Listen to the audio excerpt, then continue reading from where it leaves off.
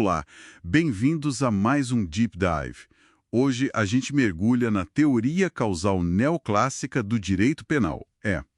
Também conhecida como neocantista ou teleológica.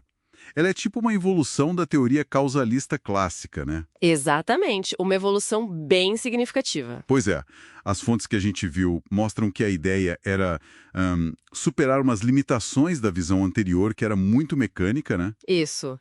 A grande virada foi trazer a questão dos valores à axiologia para a análise do crime. Com base no kantismo, influências das escolas de Marburgo, Baden, nomes como Mesger, Mayer. Exato.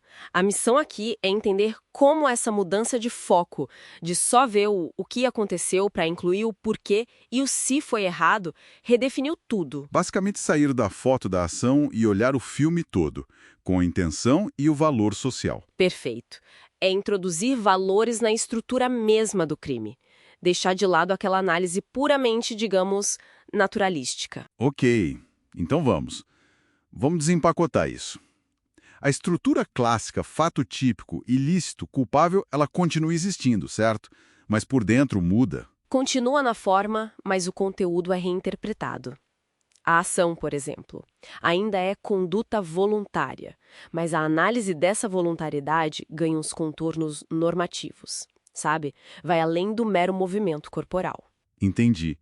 E a tipicidade? Ela deixa de ser só aquele cheque frio na lei. Isso. Ela ganha uma dimensão material, precisa ter lesão ou perigo real para o bem jurídico, não basta a descrição formal. E, muito importante, passa a ser vista só como indício de ilicitude. Um indício. Tipo um sinal de fumaça, mas não o fogo ainda. Exatamente essa analogia. E a ilicitude? Segue a mesma lógica. Também se torna material, focando no desvalor da conduta perante os valores da lei. Faz sentido.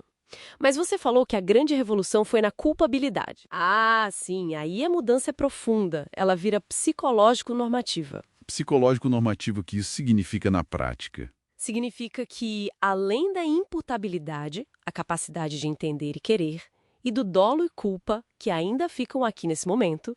Pera, dolo e culpa ainda na culpabilidade. Achei que isso tinha mudado depois. Nessa fase neoclássica, ainda estão aqui. Mas o dolo já muda, vira dolo normativo. Ele passa a exigir a consciência atual da ilicitude. Não basta querer fazer, tem que ter a noção de que aquilo é errado. Ah, entendi.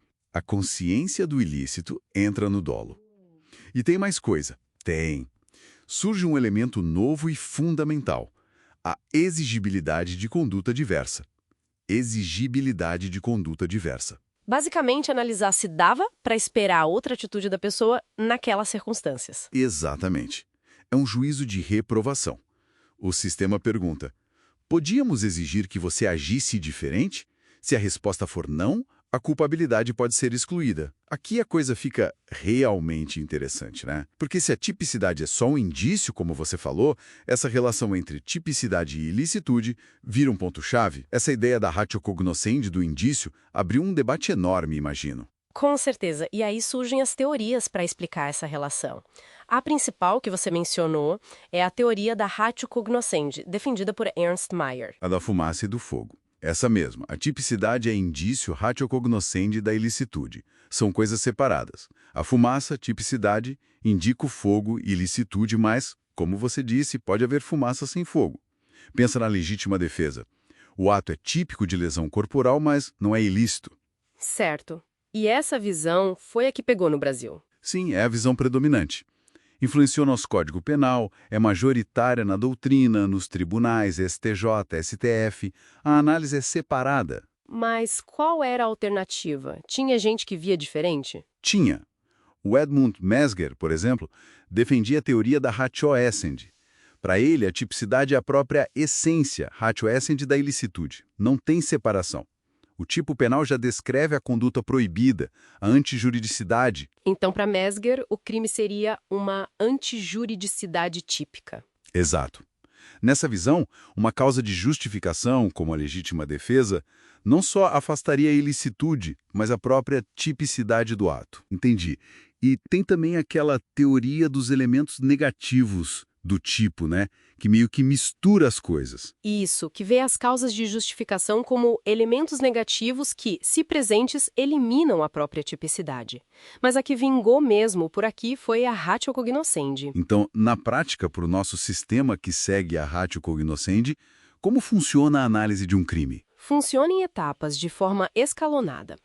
Primeiro, o juiz ou promotor vê se o fato se encaixa na descrição da lei, tipicidade formal.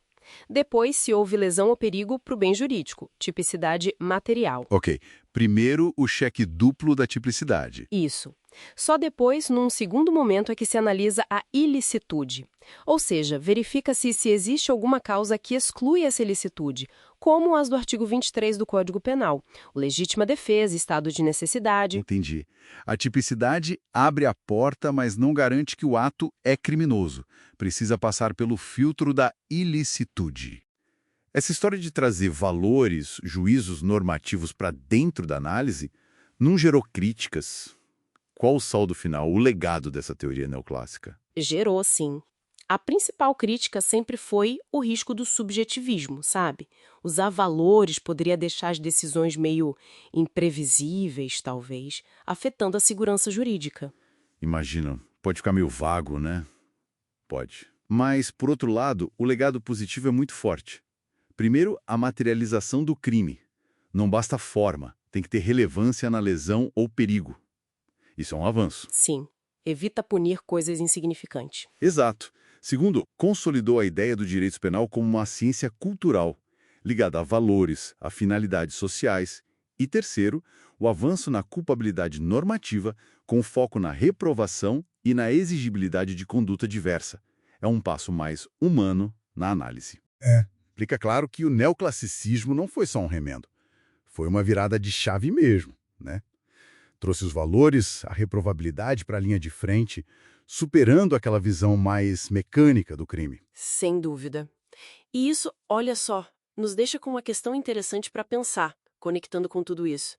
Se a análise do crime evoluiu tanto para incorporar valores da cultura, a reprovabilidade da conduta, como é que as mudanças sociais e tecnológicas super rápidas de hoje podem continuar a mudar ou até desafiar o que a gente considera típico, ilícito e culpável daqui para frente, hein? Boa pergunta.